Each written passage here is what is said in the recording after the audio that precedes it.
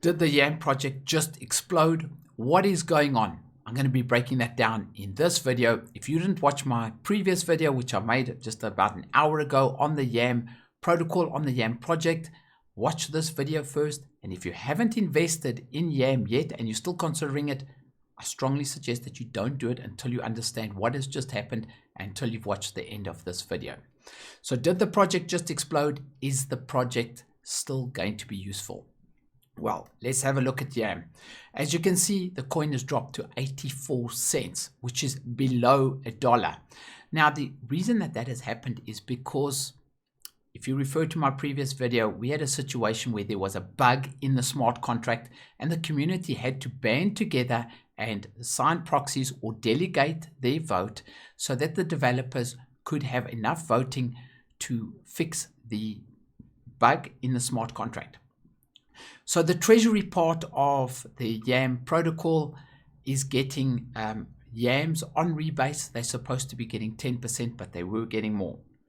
And the concern was that if the treasury had too many YAM tokens or too many governance tokens, which what YAM tokens essentially are, then we would get to a point where we could never form a quorum and we could never effect changes, which would mean that there could be no changes to the protocol. If anybody came up with an ingenious idea on how to change and guide the governance and the protocol, we couldn't do it because we couldn't form a quorum.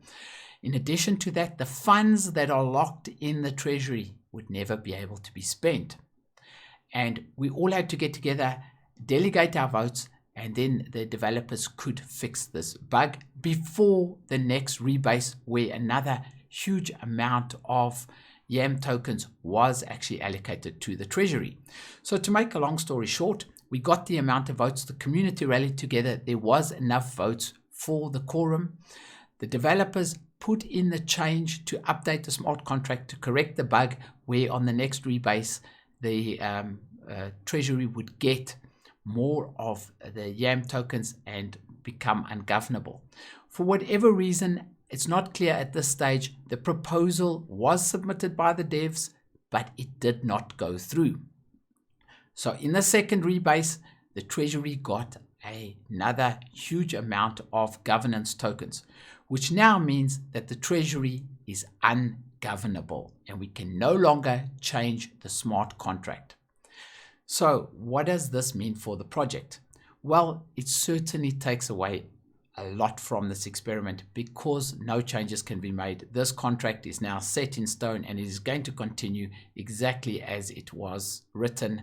The farming will continue, the rebases will continue. I don't think that your coins that you invested to farm are at risk.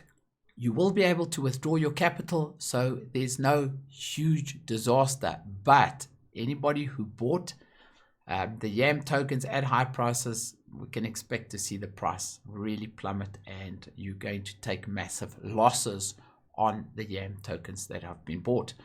With a treasury and a smart contract that is now ungovernable and we cannot get a quorum to vote and to make any changes to the smart contract, the project is pretty much over because it can never achieve anything, it can never develop, it can never progress. So is everything done? Is everything over? Well, to a certain extent it is. But I have read through the next chapter, and at this stage, obviously this is only a couple of hours, or not even a couple of hours. It's very new after this devastating event has taken place, rendering the treasury ungovernable.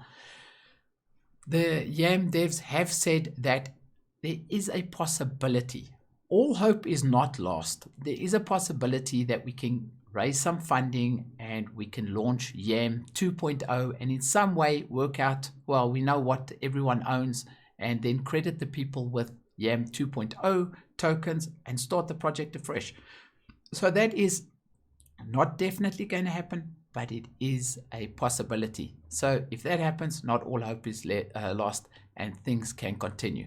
But right now, I'm very disappointed in the project. I'm very disappointed that, as weird as it sounds, we let a contract take over from humans, if that makes sense, because we can no longer change or govern the contract. It is set in stone. Whatever is coded now will just continue, and it will live on as long as the Ethereum blockchain lives on.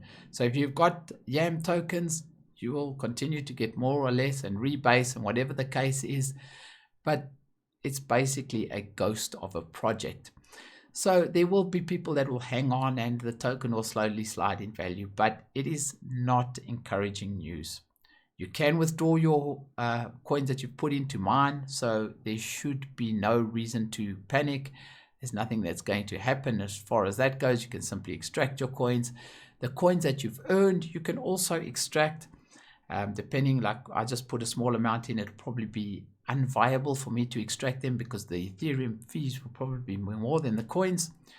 But that is why these new hot DeFi projects are called experiments. So you heard the warnings, in my first video, and unfortunately, it has actually happened. The worst has happened. This DeFi project is a shell of what it used to be. So it's exciting. I will keep you guys updated if YAM 2.0 does launch.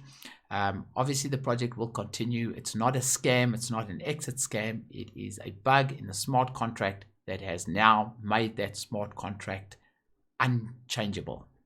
That's it from me. I'm out.